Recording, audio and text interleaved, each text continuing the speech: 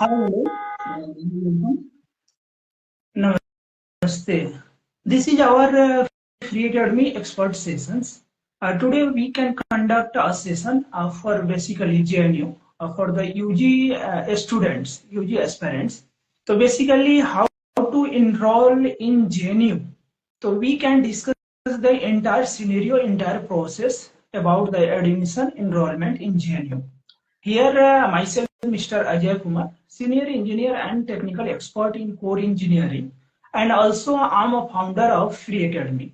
And in our expert yield, Mr. Adarsh Kumar available here.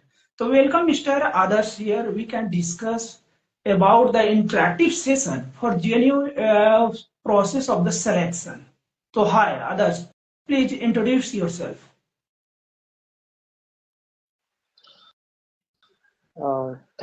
Thank you, sir. Thank you for giving me this opportunity to guide young students who are preparing for CVET, mainly JNU centric students who want to get into admission in JNU. So I am Adarsh and I'm from East Champaran, Bihar. Yeah. Currently, I am in masters and I've taken admission in JNU in 2021. Okay. After cracking JNU entrance exam, and currently I'm doing masters here. Okay that time आपने जब paper दिया था उस paper में आपकी exactly what is the rank आपने like कोई भी रैंक अलॉटमेंट हुआ था वो उसके बारे में आप कुछ कहना चाहेंगे At that time, JNU was conducting their own exam, JNU EE, okay. And in that exam I got 8th rank all over the India. Okay. And in my course there are only 20 seats, so Yeah. I got 8th rank and I get JNU. Okay, tell something about the GNU. So JNU is a central university located in South Delhi, and JNU top most central university में से top most university है जो recent के year में और उससे पहले से भी मतलब टॉप पे आता ही रहा है, मेनली सेंट्रल यूनिवर्सिटी के लिस्ट में।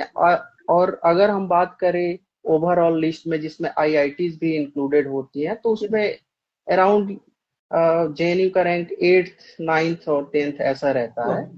तो सेंट्रल यूनिवर्सिटी है और इसमें मेनली ह्यूमैनिटीज, साइंसेस और लैंग्वेजेस के कोर्स होते हैं। And when we talk about at the level of bachelors, so JNU में 2-3 मेनली कोर्सेस हैं। Okay, so we can now discuss about the entire process of the admission enrollment. Actually, JNU के अंदर जो भी examination conduct होती है, that is the Common University Entrance Test, that is the CUET. तो exactly ये कैसे conduct होती है और ये process of the admission होता है वो किस फॉर्मेट में होता है? Please tell something. Okay, so जो प्रीवियस पैटर्न था जेएनयू का अपना एग्जाम का जेएनयू EE, वो अब मर्ज हो चुका है एनटीए जो सीवीटी कंडक्ट करा रही है उसमें। तो जितने भी सेंट्रल यूनिवर्सिटी है ऑलमोस्ट कुछ यूनिवर्सिटी को छोड़ दिया जाए तो बाकी सब सीवीटी के थ्रू अपने एंट्रेंस एग्जाम कंडक्ट करा रहे हैं, तो जेएनयू भी उसी के थ्रू करा रही है। तो मेनली अंडर ग्रेजुएट में जेएनयू में 3 कोर्सेज हैं।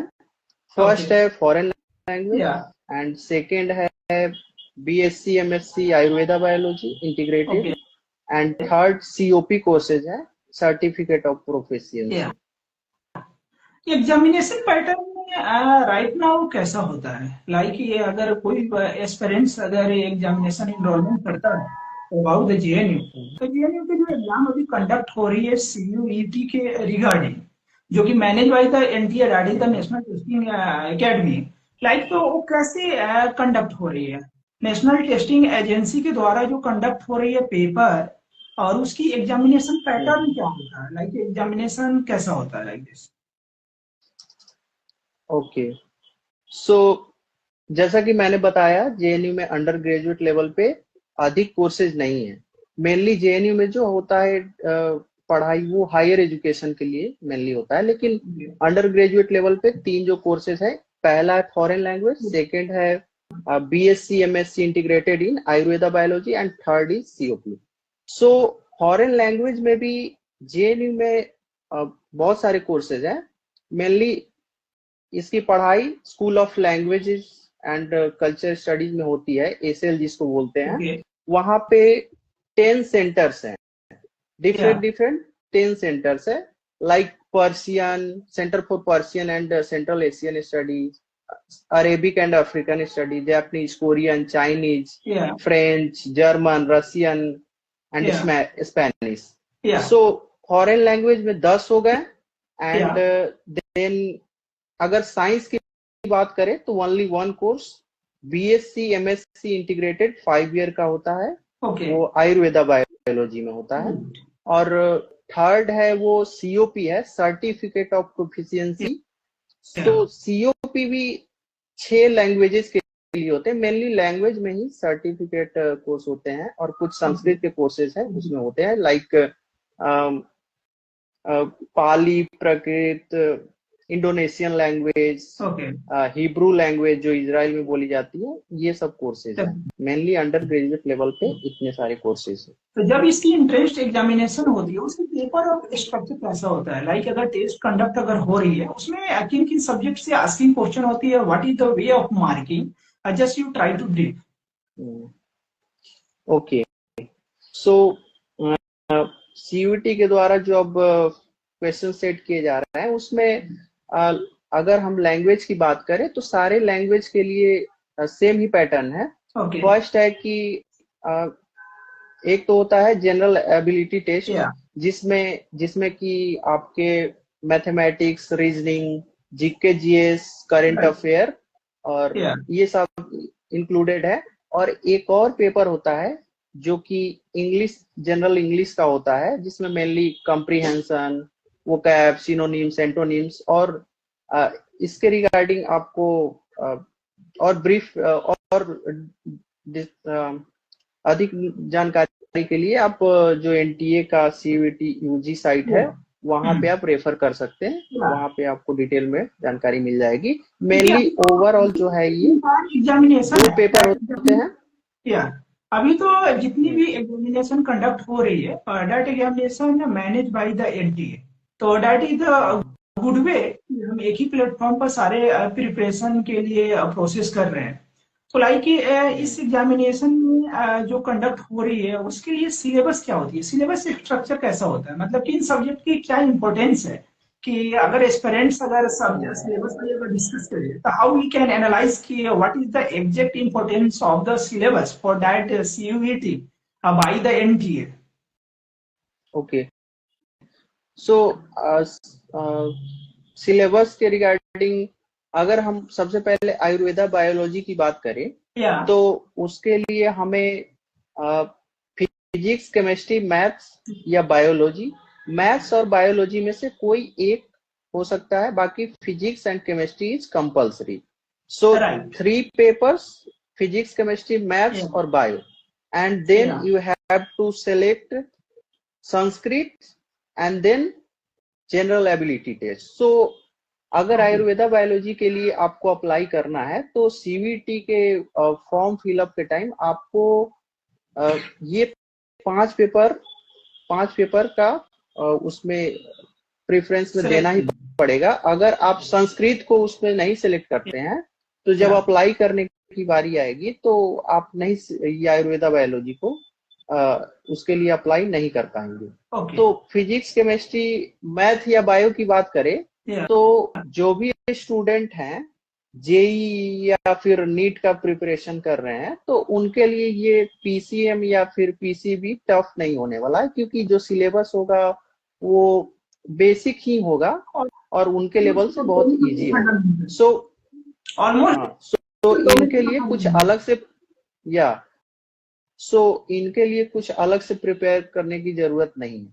रही बात संस्कृत की, तो उसके लिए आप अगर अच्छे से 8 तक भी पढ़े हो सीबीएसई में या 10th तक, लाइक उसमें गद्यांश पूछे जाते हैं, शब्द रूप, धातु रूप, अव्यय, प्रत्यय, तो जो कुछ कुछ इम्पोर्टेंट है उसको आप पढ़ लेंगे तो वो एनफ है उसके लिए, संस्कृत के लिए। And then general ability test, जैसा कि मैंने बताया था फॉरेन लैंग्वेज के कॉन्टेक्स्ट में, सेम ही पेपर होता है ये सारे के लिए।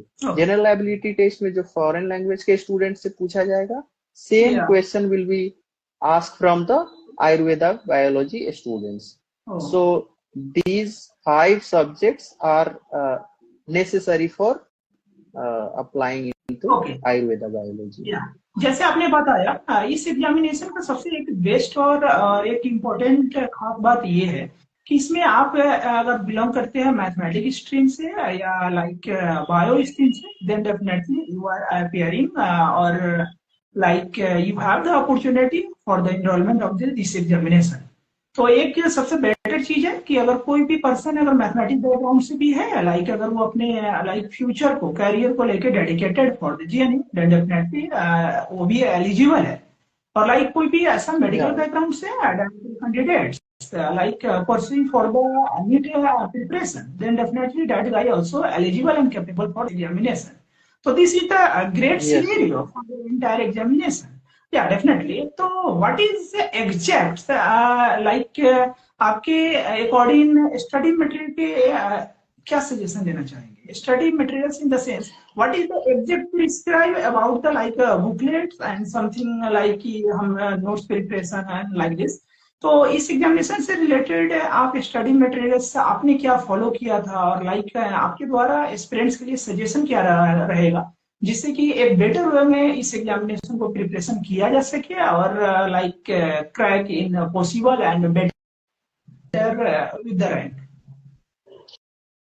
Okay, so for study materials mainly अगर किसी भी एग्जाम को क्रैक करना है तो सबसे पहले we have to understand chronology of PYQ, previous year question. So सबसे पहले तो आपको कोई आइडिया नहीं है तो CUET UG के साइट से आप जाके सिलेबस डाउनलोड करें, देन सिलेबस को आफ्टर थॉरो रीडिंग आप PYQ को निकाले और एक बार जस्ट देखे कि क्या किस लेवल का पूछा जा रहा है। तो जो आयुर्वेदा बायोलॉजी सेंटर के स्टूडेंट होंगे उनको फिजिक्स, केमिस्ट्री, मैथ या बायो का वो लेवल पता चल जाएगा जो कि बेसिक होता है। अगर हम बात करें फॉरेन लैंग्वेज के लिए जो अप्लाई कर रहे हैं तो इंग्लिश का क्या लेवल है या फिर जनरल एबिलिटी टेस्ट का क्या लेवल है और संस्कृत का, तो PYQ के थ्रू आपको एक बेसिक आइडिया मिल जाएगा कि कैसे हमको प्रोसीड करना है। सो अगर हाँ, तो after basic understanding of all the topics which are given in syllabus, then आप फॉलो कर सकते हैं कुछ चैनल्स हैं यूट्यूब पे। उसके लिए मेरे समझ से किसी सब्सक्रिप्शन या कोई भी पेड कोर्सेज लेने की जरूरत नहीं है, लेकिन फिर भी आपको अगर जरूरत है तो आप ले सकते हैं।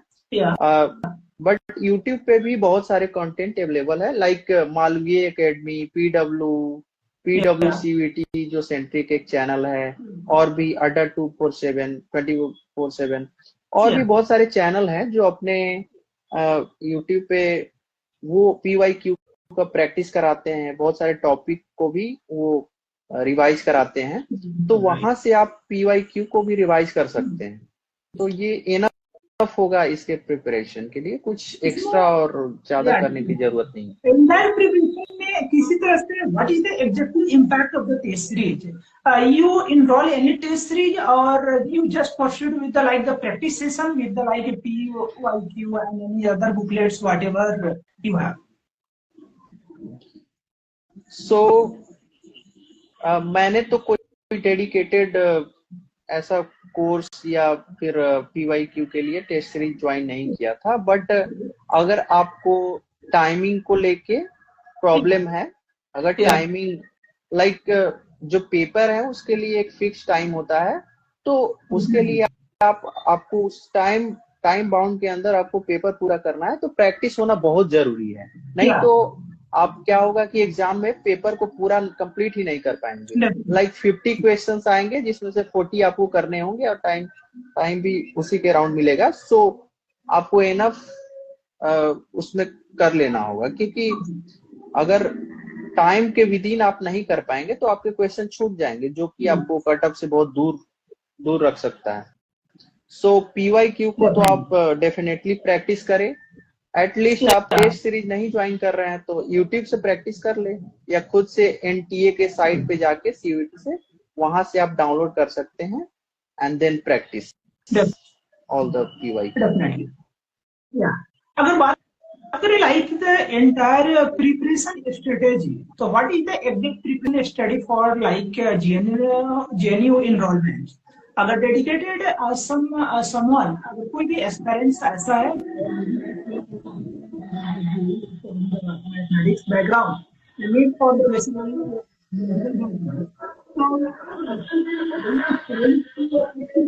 स्ट्रेटेजी फॉलो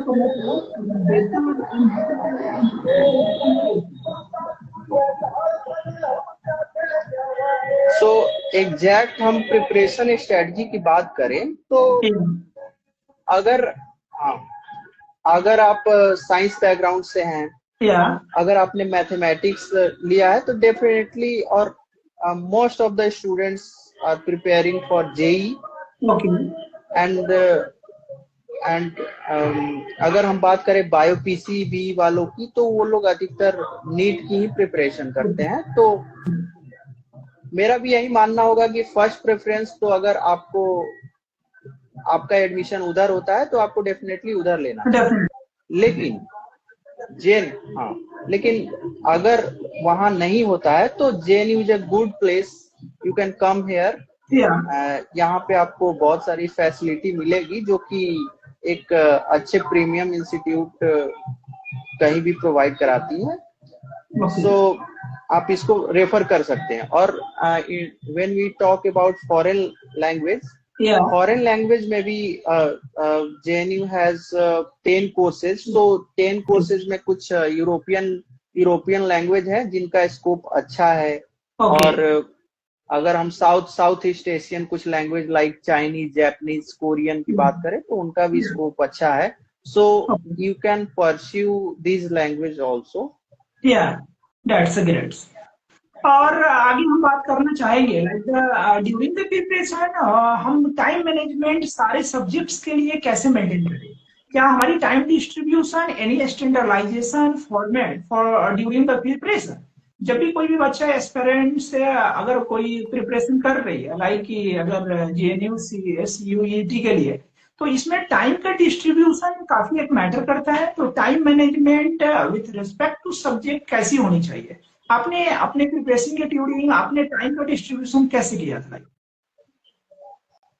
ओके, सो टाइम मैनेजमेंट की अगर हम बात करें तो ये जो जितने भी एग्जाम्स हैं वो 12th इनका एलिजिबिलिटी क्राइटेरिया है। So you can give this exam after completion of your 12th grade, और you can apply in appearing also. Definitely. So appearing students के लिए थोड़ा सा मुश्किल हो सकता है क्योंकि उनके सिलेबस के साथ साथ कुछ एक्स्ट्रा पढ़ने होंगे।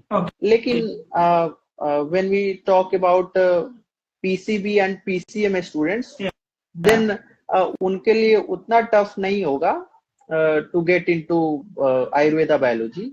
But for foreign language, आपको रेफर करने होंगे जनरल एबिलिटी टेस्ट में, करंट अफेयर, मैथ्स, रीजनिंग, और तो उसके लिए आप ये कर सकते हैं कि अगर अपीयरिंग में है तो आप डेली 1 घंटे 2 घंटे निकाल के आप करंट अफेयर को, अगर न्यूज़पेपर भी पढ़ते हैं तो उससे आपके करंट अफेयर हो जाएंगे। और भी कुछ गाइड हैं जो सीयूईटी के लिए डेडिकेटेड है उसको लेके आप उसके थ्रू भी एक एक घंटे करेंगे तो भी that's enough. Yeah. And and English है तो इंग्लिश के लिए भी प्रैक्टिस जरूरी है। Yeah. सो बहुत बहुत सारे यूट्यूब चैनल है, उनको आप रेफर करें और डेली डेली अपने 12th के साथ साथ कुछ टाइम निकाल के उसका Yeah. भी प्रैक्टिस करते रहे। Yeah. ये जरूरी और है। जो ड्रॉप आउट लिए हैं, यस, सो जो ड्रॉप आउट है उनके पास एनफ टाइम होगा, सो उनके लिए उतना प्रॉब्लम नहीं होने वाला है as compare to appearing student. So appearing student को टाइम मैनेजमेंट करने की जरूरत है to get into JNU just after completion of their 12th exam. Okay. Yeah, great.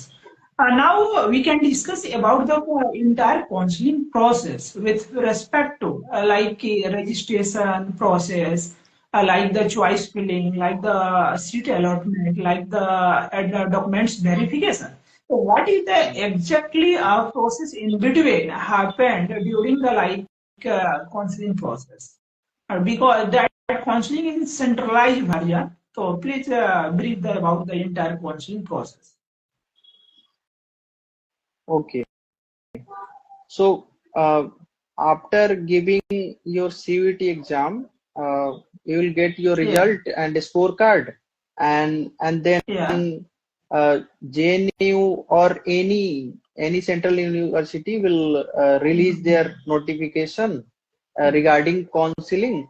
So अगर आपने CUET के दौरान JNU और जितने भी यूनिवर्सिटी है उसको सिलेक्ट किए हैं, और at that time you have selected foreign language and Ayurveda biology or COP courses which are provided by JNU, and आपने जितने भी required subjects हैं regarding these courses, foreign language और Ayurveda biology और COP, अगर आपने इन सभी सब्जेक्ट्स के एग्जाम दिए हैं, देन काउंसलिंग में जो नोटिफिकेशन आएगा तो then you can register with your score card after payment of I think around 300 rupees. You can register for JNU counseling, and then after registration process completion, JNU then release their cutoff, and you will be notified by message or email कि आप select हो गए हैं। आपका हाँ, तो आपका cut off उसमें कट ऑफ के अकॉर्डिंग आपका रैंक उसमें होगा और कितने मार्क्स ऑब्टेन किया आपने, देन उसमें आपका सिलेक्शन हो जाएगा वो प्रेफरेंस ऑर्डर के अकॉर्डिंग। लाइक रजिस्ट्रेशन प्रोसेस के ड्यूरिंग तीन प्रेफरेंसेस सिलेक्ट करने होते हैं। लाइक आपने फॉरेन लैंग्वेज में कोई 2 लैंग्वेज सिलेक्ट किया है और एक आपने आयुर्वेदा बायोलॉजी के लिए सिलेक्ट कर लिया, तो आपने कौन सा प्रेफरेंस ऑर्डर उसमें फिल किया है ड्यूरिंग रजिस्ट्रेशन, उसके अकॉर्डिंग उसके अकॉर्डिंग अगर आपने फॉरेन लैंग्वेज कोई लाइक एग्जांपल में अगर देखें हम कि आपने फ्रेंच ले लिया 3rd नंबर पे, 2nd नंबर पे आयुर्वेदा बायोलॉजी और 1st नंबर पे जर्मन ले लिया, बट आपका जो कट ऑफ है मैच कर रहा है फ्रेंच से, बट आपने जर्मन लिया है तो उसमें प्रेफरेंस में आपके नहीं आया, सो उस कट ऑफ में आपका सिलेक्शन नहीं होगा, फिर आपका नेक्स्ट कट ऑफ में आने के चांसेस हो जाएंगे। मतलब यहाँ पर हमें पॉसिबिलिटी है कि like cut off multiple time reveal हो सकता है ऑर्गेनाइजेशन के द्वारा। या तो कट ऑफ आई थिंक 3 या 4 कट ऑफ वो सीट के अकॉर्डिंग। सो अगर हम सीट की बात करें, थोड़ा इसको भी डिस्कस कर लेते हैं सीट। तो फॉरेन लैंग्वेज में जो 10 कोर्सेज हैं उसमें सबसे अधिक सीट रशियन में है, अराउंड 60 के अराउंड है, एंड कुछ जो यूरोपियन लैंग्वेज है लाइक जर्मन, फ्रेंच, स्पेनिश, उसमें ऑलमोस्ट 45 के अराउंड या 50 के अराउंड सीट्स हैं, एंड कुछ ये जो साउथ ईस्ट एशियन लैंग्वेज है उसमें भी उतना ही के अराउंड है। आयुर्वेदा बायोलॉजी की बात करें तो इसमें बहुत ही कम सीट्स है, ओनली 20 सीट्स। सो Okay, okay. कंपटीशन इसमें Yeah. टफ हो जाता है। Okay. Because basically Ayurveda biology under the like science stream. So here little bit the competition in between the other courses. Yeah, and this is also a new course, so JNU अभी इसको establish करने की कोशिश कर रही है। सो अभी धीरे धीरे जब एस्टेब्लिश अच्छे से हो जाएगी कोर्स तो इसमें मे बी इंक्रीज हो सीट। Okay okay. अभी हम बात करते हैं like what is the structure, like अभी हम कोर्सेज प्रोसेस कर रहे हैं just like recently you pursued in Ayurveda biology under the like BSc and MSc integrated courses. So what is the structure of these courses? Like numbers of semester, what in which way like semester examination, like mid sem and whatever the structure, please proceed. Okay, so when we talk about course structure, so इसमें 3+2 का concept था, like BSc 3 years and MSc 2 years. So in BSc 6 semester and MSc as 4 semester. So पहले हम BSc की बात करते हैं तो हर सेमेस्टर में 6 कोर्सेज जो हैं वो कंपल्सरी है, 6 सब्जेक्ट्स होते हैं हर, तो 6 मल्टीप्लाई बाई 6, सो BSc में 36 सब्जेक्ट्स पढ़ने होते हैं। एंड इसके अलावा अगर आप चाहें तो JNU का एक जो अभी न्यू एजुकेशन पॉलिसी आया है जिसके थ्रू मतलब साइंस के स्टूडेंट दूसरे भी स्ट्रीम के सब्जेक्ट्स पढ़ सकते हैं, मल्टी डिसिप्लिनरी बेसिकली जो अप्रोच है ये JNU में पहले से फॉलो होता है। JNU में ये जो अप्रोच है ये पहले से फॉलो होता आया है। तो उस according to that approach multi disciplinary, if you want to take any foreign language in your optional along with your 6 core subjects, you can opt for optional also.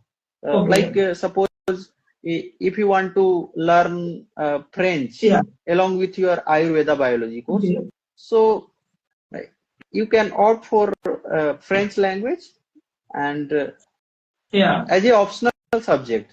So इसमें mainly 6 compulsory subjects रहते हैं हर semester में। और MSc की बात करें तो 4 subject compulsory होते हैं हर सेमेस्टर में। Okay. After UG session, we can again conduct like the PG. Then we can discuss more about the PG sections. So now we come to part of like what is the exact way for like study in classroom, and what is the experience of the faculty, and like we can also talk about the teaching methodology in between the classroom. Like classroom के अंदर जो faculty available हो उनका way of teaching कैसा होता है, classroom में किस वे में हमारी क्लासेस कंडक्ट होती है और उसकी impact something different from the others. तो how we can explain like this. Okay, तो सबसे पहले ये हम बात करते हैं कि JNU से पुराने भी बहुत सारे सेंट्रल यूनिवर्सिटी हैं और JNU 1969 में एस्टेब्लिश हुआ, बट वो पुराने जो यूनिवर्सिटी है उनसे ज्यादा फेमस JNU कैसे हो गया?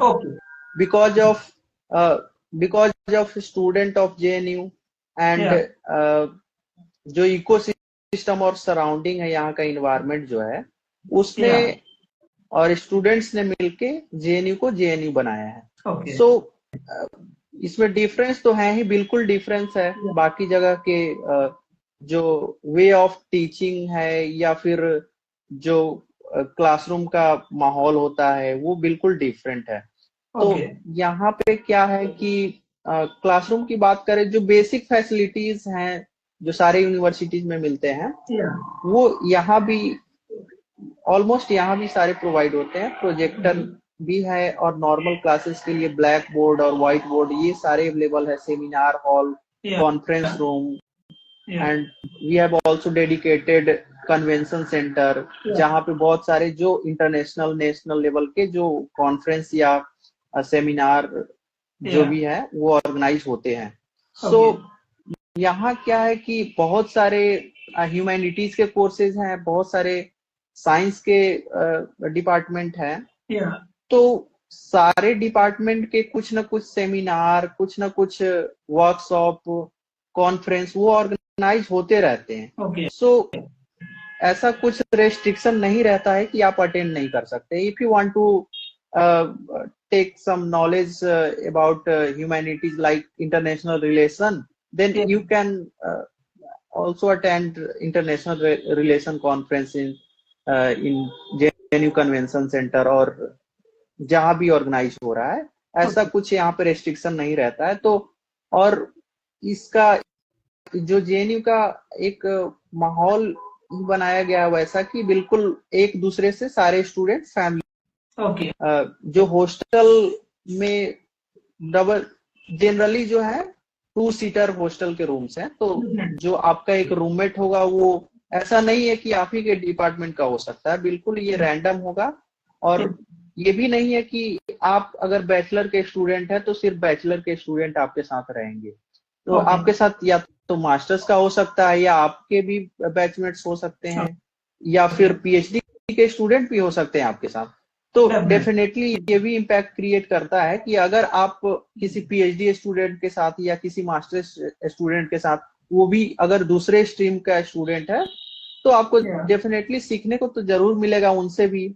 आप कैंपस में डिफरेंट जगह पे और बहुत सारे प्रोफेसर्स या फिर बड़े बड़े लीडर्स हैं, जो नेशनल लेवल के लीडर्स हैं, वो आते रहते हैं, अपना कुछ टॉक होता है, वो ऑर्गेनाइज होते रहता है। तो उसके थ्रू अगर आप चाहें तो वहां भी अटेंड करके आप नॉलेज गेन कर सकते हैं। या हॉस्टल में बात करें तो मेस टॉक होता है, मेस में भी बहुत सारे गेस्ट आते हैं जो कि लेक्चर डिलीवर करते हैं, उसको भी आप अटेंड कर सकते हैं। और क्लासरूम में स्टूडेंट का ये माहौल रहा और कॉन्फ्रेंस सेमिनार का ये कंट्रीब्यूशन होता है। अगर हम बात करें प्रोफेसर के कॉन्टेक्स्ट में, तो we all know JNU is very rich in quality of professors.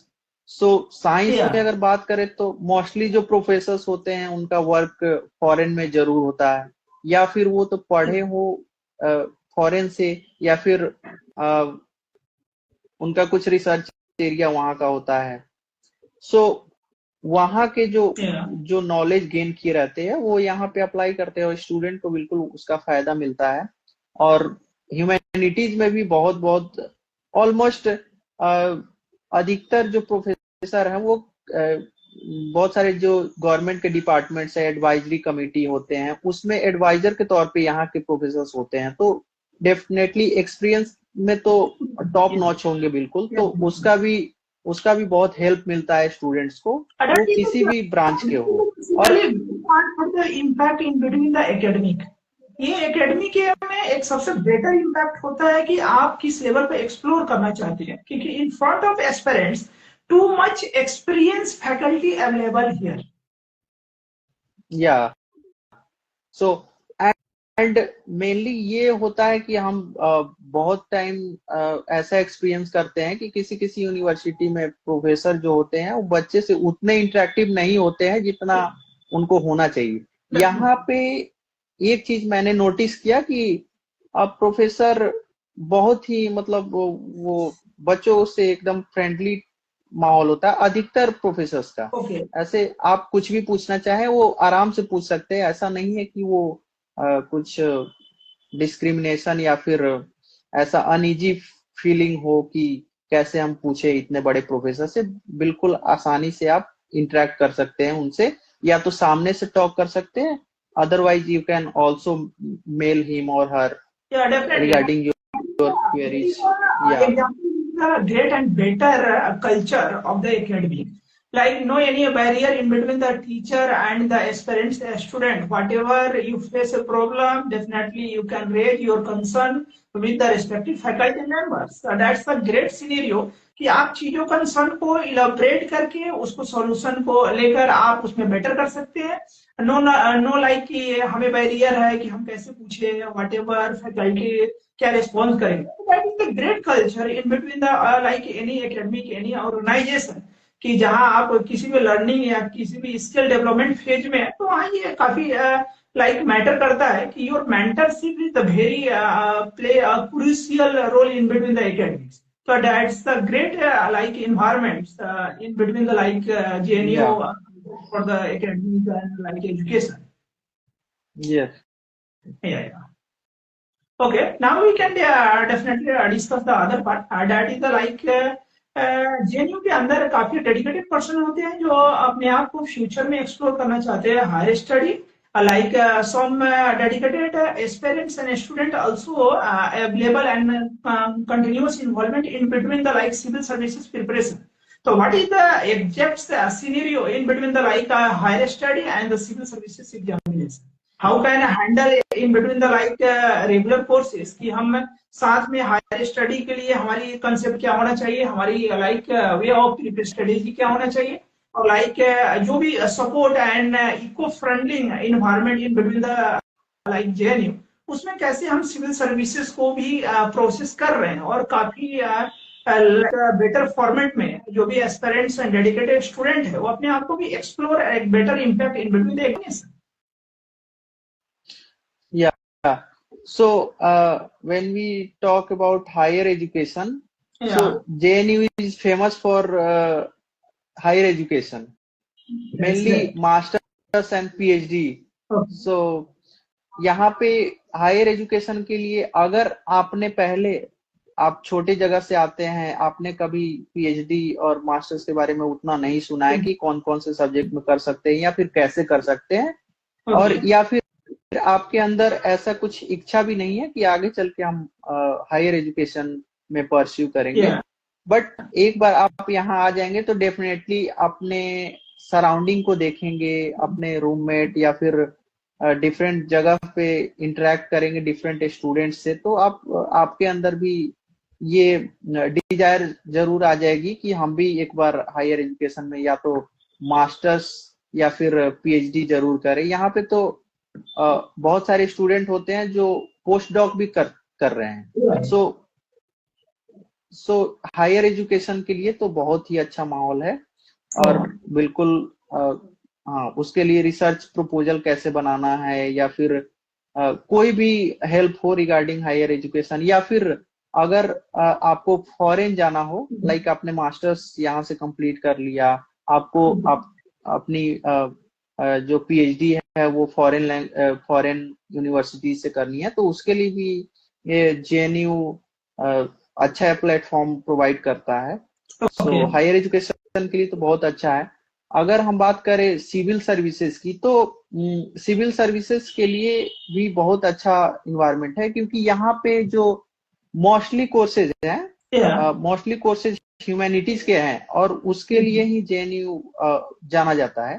तो ह्यूमैनिटीज के जो स्टूडेंट होते हैं या तो वो हायर एजुकेशन में पीएचडी परस्यू करते हैं, पोस्ट डॉक परस्यू करते हैं, नहीं तो वो सिविल सर्विसेज का भी प्रिपरेशन करते हैं. तो बहुत, अगर हम अंडर ग्रेजुएट के जो सब्जेक्ट्स मैंने डिस्कस किए आज, उनके रिगार्डिंग अगर हम बात करें कि उसमें कितना हमें टाइम मिलेगा प्रिपेयर करने के लिए, तो फॉरेन लैंग्वेज में जैसा कि मैंने 10 लैंग्वेजेस बताया, तो उसमें जो कुछ यूरोपियन लैंग्वेजेज हैं लाइक स्पेनिश, फ्रेंच, जर्मन, और कुछ साउथ ईस्ट एशियन लैंग्वेज है, चाइनीज, जापानीज, कोरियन, तो इन सब को पढ़ना थोड़ा सा बाकी के कंपेयर में थोड़ा सा टफ है.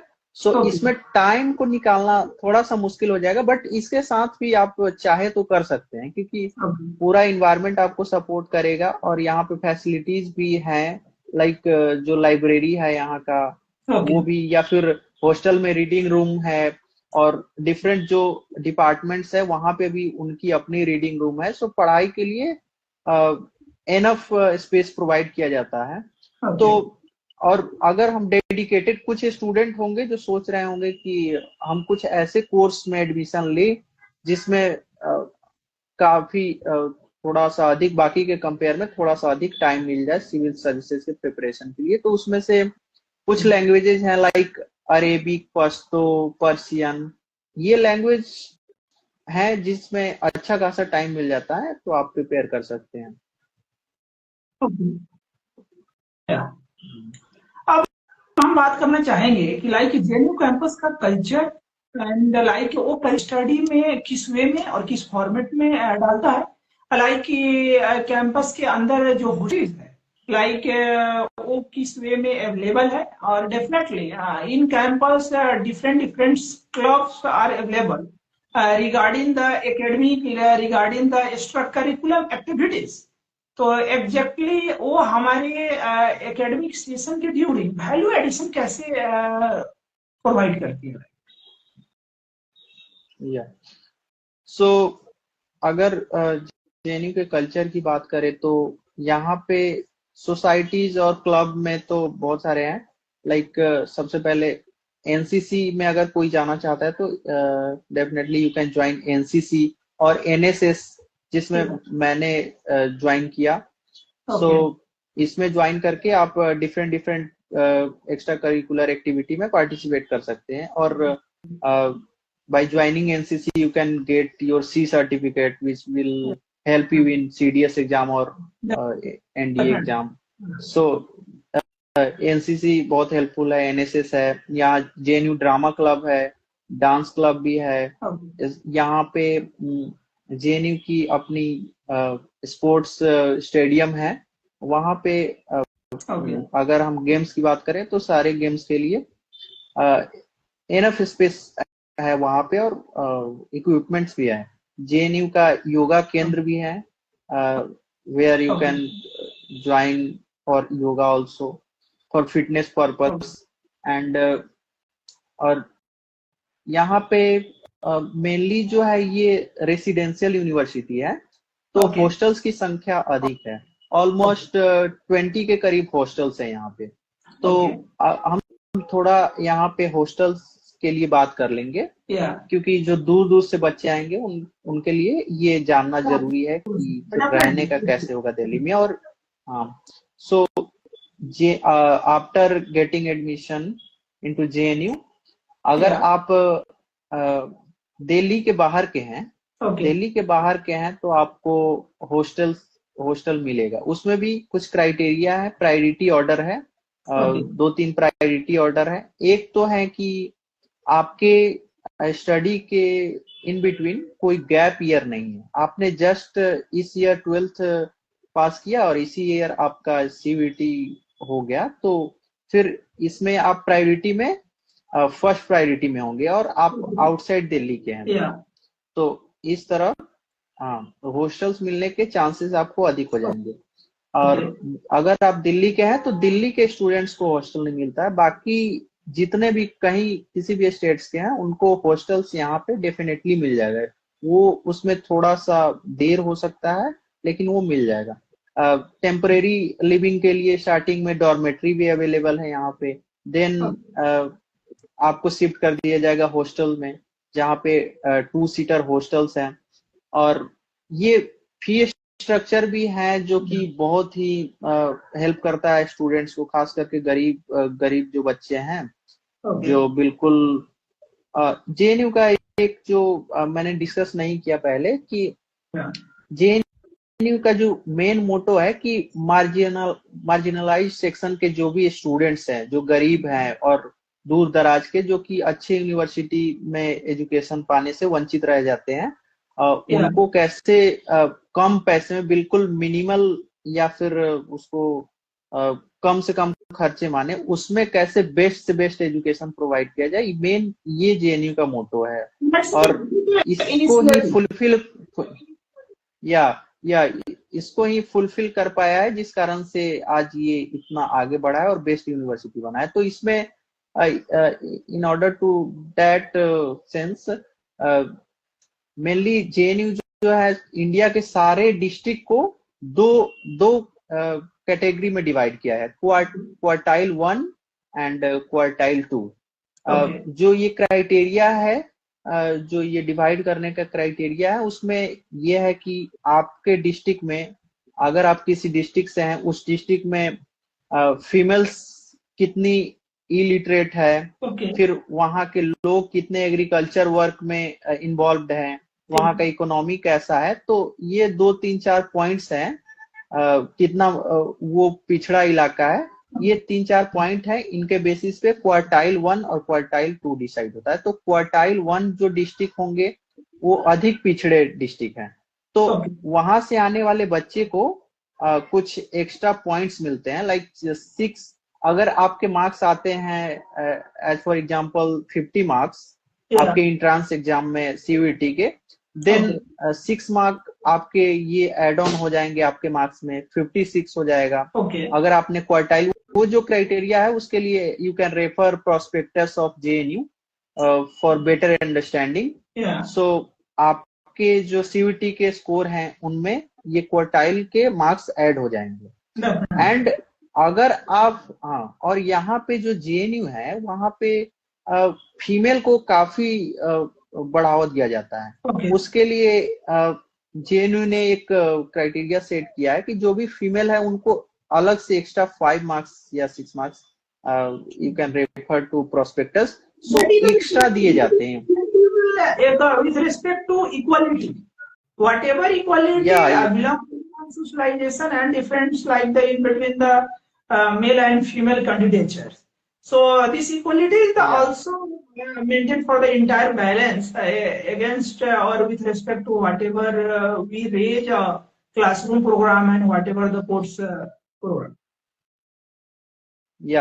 So ये कुछ अच्छी जो यहाँ की चीजें हैं जो जेएनयू को बिल्कुल बाकी यूनिवर्सिटी से डिफरेंट बनाती हैं और इतना सक्सेसफुल बनाती हैं। तो फीमेल यहाँ पे बहुत अधिक हैं। फीमेल का रेशियो मुझे लगता है बाकी जो देश की यूनिवर्सिटीज हैं उनमें सबसे अच्छे नंबर्स में यहाँ पे हैं, तो ये भी एक अच्छी बात है। तो ये क्वार्टाइल का जो क्राइटेरिया है वो मैंने डिस्कस कर दिया, तो वो हेल्प करता है। और हॉस्टल के लिए जो प्रायोरिटी ऑर्डर है वो मैंने डिस्कस कर दिया कि जो दिल्ली के बाहर के हैं उनको प्रायोरिटी अधिक मिलेगी, और जो फ्रेशर्स है बिल्कुल इस साल पास आउट हुए 12th और इसी साल सीयूईटी में क्रैक किया, तो उनको फर्स्ट प्रायोरिटी। अगर आपके पासिंग ईयर और सीयूईटी क्लियरेंस में गैप ईयर है तो उसके अकॉर्डिंग आपको लोअर प्रायोरिटी में डाला जाएगा हॉस्टल्स के। और अब फी स्ट्रक्चर की बात कर लेते हैं जो कि मेन है, बहुत ही इम्पोर्टेंट है। और हाँ, सो ट्यूशन फी तो बिल्कुल मिनिमल है। Like at the time of admission you have to pay 268 rupees for the first time, including your admission fee and your first semester fee, 268 rupees. So that's the our central government. And after that according to semester you will have to pay 108 rupees per semester, and in winter semester you have to pay 175 rupees. So these numbers are for semester fees, not pocket money. तो ये मानना पड़ेगा कि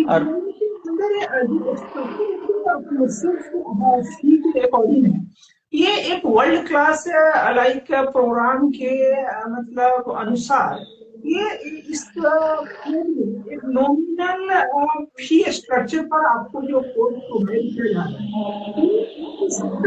है और impact part for the entire like admission process, whatever you want to enroll in JNU University, like this is the great initiative. This is the major like points जिससे आप इसके साथ जुड़ने का कोशिश करेंगे और इस एकेडमिक प्रोग्राम के साथ आप प्रोसीड करने का कोशिश करेंगे। और अगर कल्चर की बात करें तो यहाँ पे as such there is no any cultural official cultural fest of JNU, but you can say JNU election is a cultural fest of Okay. JNU. Yeah. So in hostel also, only students are responsible for deciding menu of mess and Yeah. total administration of hostel. So Yeah. JNU के hostels में भी election होते हैं, different different hostel में election होते हैं जिसमें president होते हैं, mess secretary and hostel committee. So Yeah. when we talk about leadership quality, so Concept for the like the improvements. yeah, leadership quality. Yeah. Yeah, so यहाँ पे basic से leadership quality जो build करने की बात है वो यहाँ की हॉस्टल से ही होती है. Okay. So if you want to lead in future, so you Yeah. can start it from your hostels, Yeah. from mess. Yeah. So hostels में जो मेस सेक्रेटरी के पोस्ट के लिए होता है, जो कि फर्दर मेस के जो कामकाज है उनके मेन्यूज डिसाइड, वो भी जो मेन्यू डिसाइड होती है सारे स्टूडेंट्स के सहमति से मेन्यू डिसाइड होता है. देन आफ्टर पूरा एडमिनिस्ट्रेशन के लिए hostel president will be also elected by the students. And apart from this, different department also elect their counselor for their department works. And in central panel, mainly 4 posts: president, vice president, general, joint secretary and general secretary. Yeah. So यहाँ पे leadership quality शुरू से build होती है.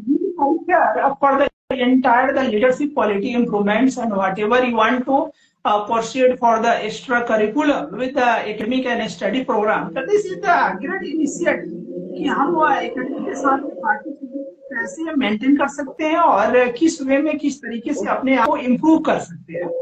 So now we talk about like the motivational source during the preparation. Like someone prepare for the examination, what is the exact motivational source in between the preparation? वो कैसे अपने आप को maintain कर पाए? Please say something about this. So motivational source के लिए तो मैं यही बोलना चाहता हूँ कि if you come from बिल्कुल marginalized section, गरीब तबके से अगर आप आते हैं तो JNU जो प्लेटफॉर्म आपको बिल्कुल नॉमिनल फी पे जो प्लेटफॉर्म प्रोवाइड करेगी वो बिल्कुल लाइफ चेंजिंग होगी, आपके पूरे लाइफ को चेंज कर देगी. And when we talk about rich person, they can also add on in their CV achievement of JNU. So JNU is also a premier institute of India. So उनके लिए भी JNU का tag और जो यहाँ की डिग्रीज है और यहाँ से जो नॉलेज गेन करेंगे वो बिल्कुल हेल्प करेगा वो किसी भी सेक्टर्स में. JNU ऐसा नहीं है कि सिर्फ यहाँ के कोर्सेज जो है वही यहाँ पे चलते हैं, इसके साथ साथ बहुत लोगों को अभी पता नहीं होगा कि जो NDA से पास आउट होते हैं कैडेट्स, जो भी लेफ्टिनेंट हैं, उनको भी सर्टिफिकेट JNU प्रोवाइड करती हैं. बहुत सारे मिलिट्री के जो इंस्टीट्यूशंस हैं उनको सर्टिफिकेट JNU से प्रोवाइड की जाती है क्योंकि JNU का टाई अप है उनके साथ. तो डिफेंस के बहुत सारे इंस्टीट्यूशंस के सर्टिफिकेट एंड बहुत सारे इंस्टीट्यूट हैं जैसे ICSSR सोशल साइंस का एक इंस्टीट्यूशन है और एक इंडियन इंस्टीट्यूट ऑफ इम्यूनोलॉजी करके एक है. तो वो भी उनका भी जो डिग्री है यहीं से प्रोवाइड की जाती है. सो बहुत सारे मामले में JNU एक अच्छा एनवायरनमेंट प्रोवाइड करता है. सो ये सब मोटिवेशनल सोर्स हो सकते हैं किसी भी स्टूडेंट को के लिए कि यहाँ पे आए और अपने लाइफ को चेंज करे इस एक बड़े से अच्छे से प्लेटफॉर्म को यूज करके.